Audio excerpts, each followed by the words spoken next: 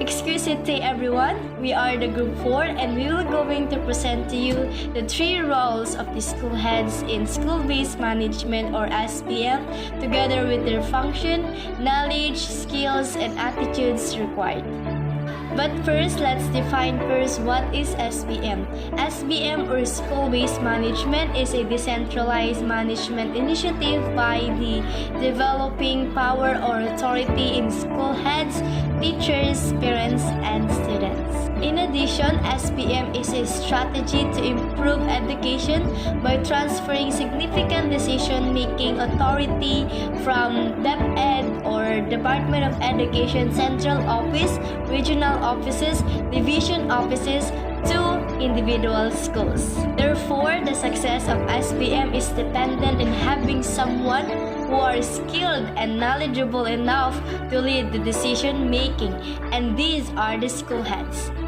But with great power comes with great responsibility. So let's discuss their roles together with their function, knowledge, skills, and attitudes required to execute these excellently. School heads' roles, functions, knowledge or skills or attitudes.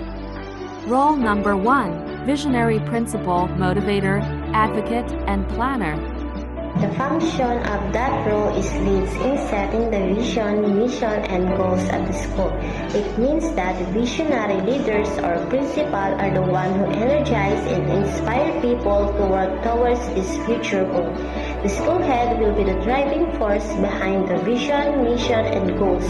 He or she should be the brain of the school by knowing how to achieve the vision, mission, and goals through the teaching process and supports given to the students and teachers.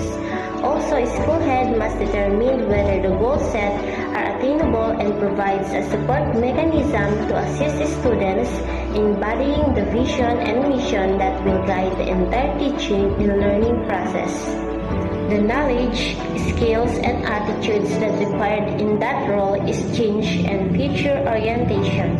So you must be aware that the world is constantly changing and future is far different from what we experience now, or future may vary to the expectation. So the vision, mission, and goals must easily adapt through that changes. That's all. Thank you. Role number 2, curriculum developer. Function: create a physical and psychological climate conducive to teaching and learning. Knowledge, skills, attitudes required.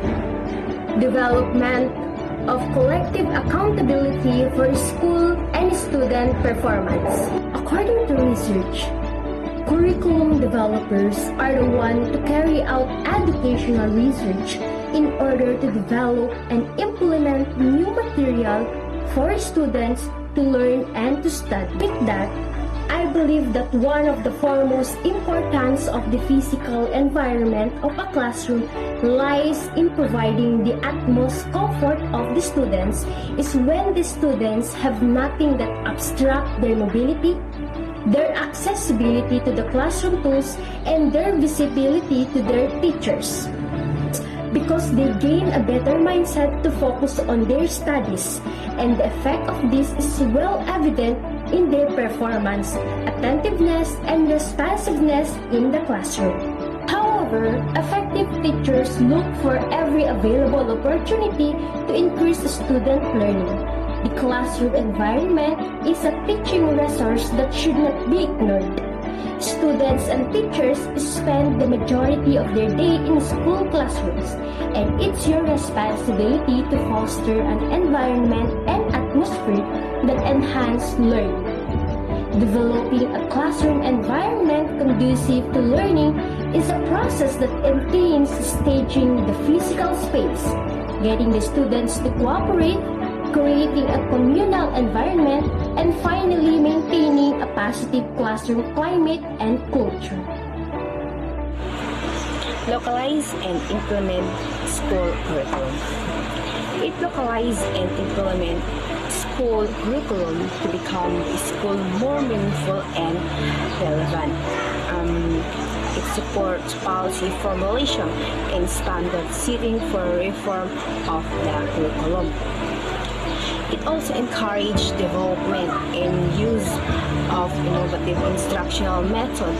You focus on improving learning outcomes, increasing access to basic education, improving the holding power of school, and addressing specific local problems.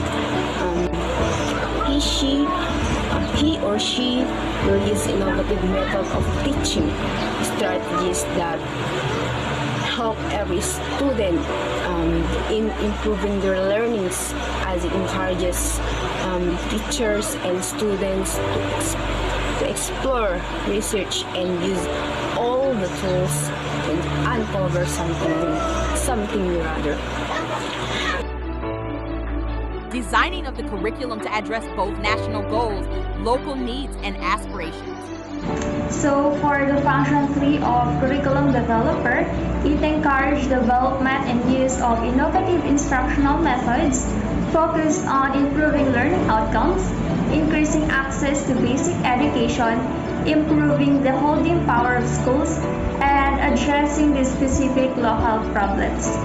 So what I have reflected on this role is that they have a strong commitment to the welfare of the learner's education, meaning it aims to the betterment not only of the state of the school, but as well as for the students to experience conducive learning, have a great knowledge and mastery of the curriculum, an analytical thinker, a problem solver, and have observational skills needed for the thriving of education for learners to learn in a conducive environment of learning.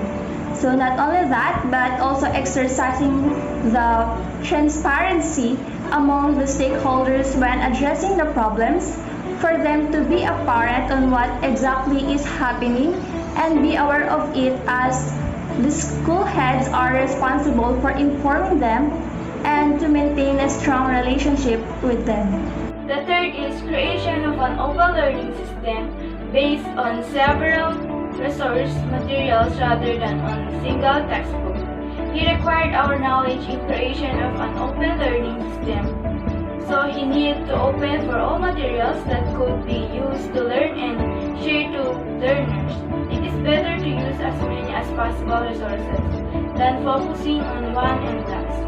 Lastly is participatory and peer-based instructional supervision. He is participating and volunteering in adequate training, observe and conference with other and with one another, sharing the expertise and experience. Thank you. Role number 3, School Head as Fiscal and Resource Manager. So the last is the fiscal resource management. Its function is to administer and manage all personnel, physical and fiscal resource of the school.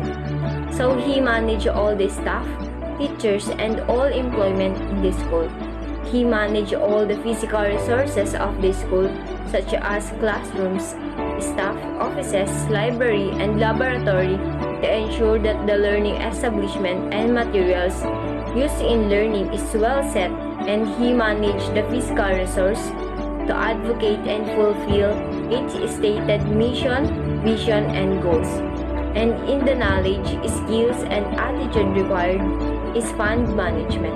It has the skills or knowledge in handling of a financial institution, cash flow, to ensure that the financial of the school will use and maintain the asset variability framework of the school. For the function number 2 under the role of Fiscal Resource Manager, encourage and accept donations, gifts, bequests, and grants for educational purposes and report all such donations to the appropriate offices. Accepting donations, gifts, bequests, and grants for the purpose of upgrading teachers, learning facilitators, competencies, improving and expanding school facilities, and providing instructional materials and equipment. Such donations or grants must be reported to the appropriate district supervisors and division superintendents. So why do we need to report all these things? It is for the transparency. So to be transparent means to be honest at all times. particularly in all financial transactions involving human and technological resources. Transparency in financial management may make or break a school head. Stakeholders must be informed on how the money is spent and liquidated based on the maintenance and other operating expenses, or what we call MOOE. Canteen proceeds, income from IGP, donations, contributions, and etc. The more transparent the school head is, the better for the school. If transparency is evident in the school, people will be enticed to support school-based endeavors, especially if they understand the status of the school's key performance indicators, or the KPIs, and future plans. Keeping them informed of the ESIP or AIP and the school report card is an advantage. Pertinent information can be posted in an updated transparency board together with the citizens' job. For transparency and accountability, especially in financial management. First, accountability. Accountability should exist in the relationship of the school and the community, where the community has expectations of the school and the school is obliged to provide the information about how they have met expectations or face the consequences of failing to do so. For example, kung may proyekto ang school, the school should give the community about the progress of the said project. Every money that being spent with the project and every resources has been bought must have a receipt. So, as a school head, you can show it in every general PTA meeting that the school money does not go into waste and all purchased material is being used with the school project. School is transparent, where they enable the community to see and understand how the money of the school is being wasted in an honest way. So it is the responsibility of the school heads to make sure that the community is well informed, especially when it comes to financial matters. We need to be transparent in order to clean the school out of corruption. For example, discussing financial reports during the general PTA meetings is a must for the community to know where the money is being wasted or being used.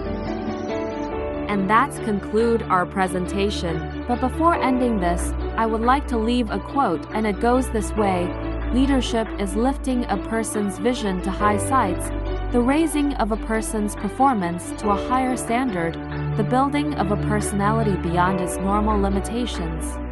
That are the three among the many roles of school heads, together with their function, knowledge, skills, and attitudes required for them to have. Again, we are the Group 4, and I hope you learned something. God bless.